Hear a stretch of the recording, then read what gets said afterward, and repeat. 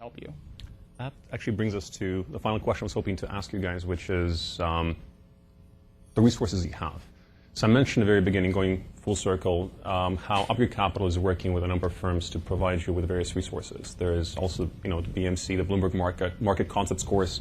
There is a whole host of resources out there, which I think alumni are certainly one of the most important ones. How do you actually motivate and encourage your group's members to look for and make use of these resources? Sure.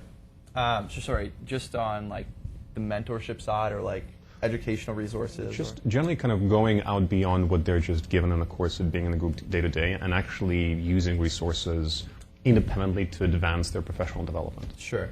So I think one of the main things for us is sort of structure. So I guess within the mentorship program as well, one of the new things that we're trying to implement is sort of we're asking people to give feedback on their relationships.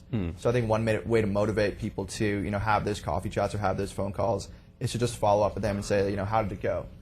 Because then they're like, oh, like I should probably do this because they're going to ask me. I think the flip side in terms of motivating them to use sort of things outside of the mentorship network, I think they sort of have to see examples of people in the industry or people who have achieved what they initially aspired to. And that sort of, I guess, helps them make the connection between the resources and where they want to go.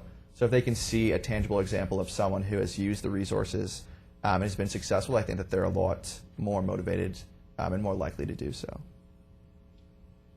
I don't have the greatest answer to this question, but I think a lot of the stuff that we do for mentorship comes from personally reaching out to senior management membership or on board and then seeing how they did their process and then coming back, telling your friends, telling your section, like, hey, this is what I did, like I can connect you, I can give you a warm introduction to this person, and then have them take it from there. So I think we're still building a lot on that front.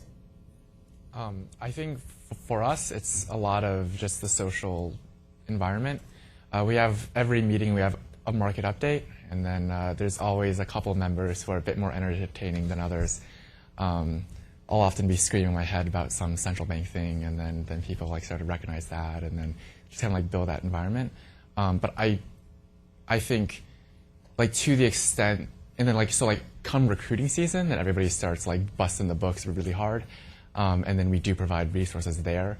And so it's, the way we do it is almost by the time they're motivated, we have someone there for them. But we definitely need to work harder on this, like systematically providing those resources. Because honestly, like I'm an academic, sending out a few papers here and there to like help motivate kids just isn't quite enough.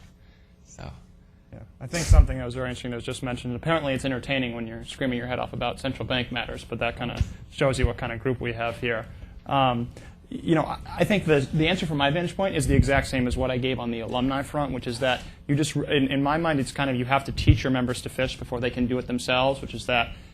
If you can walk them through, here's what I did for my recruiting process, here's how I access the different resources that I did to learn, and you kind of walk them through some of that stuff. Like, as an example, one of the things we're going to be doing this year in the fall is we're going to have a professional team where we have people who were successful in their different networking processes go through and tell people, here's how I did. I had a call last night with one of our members where I explained to him, here's how you go through a networking call with bankers that you don't know, because he was just very apprehensive about having a call with somebody who had no connection with, other than I'm trying to get a job basically is the end goal. And there's a lot of legitimacy behind why people are not just wanting to go jump into the deep end in that. So I think if you can really show people what a roadmap for that process is, then it's much more likely that they're going to be able to go and do that themselves if they first know how you did it. So just dealing with some ambiguity that people might be put off Yeah, by exactly. otherwise. Like if you don't know what to do, that's, I think, one of, if not the biggest reason why you wouldn't do it. So if you can have tangible examples of, here is how you go do this, and you walk them through practices where rather than it's with, somebody you don't know who you're scared of, it's somebody who, you do know and you can ask honest questions of, then that makes it much more comfortable for them to go out and access those resources, whether it's networking, alumni, educational, you name it.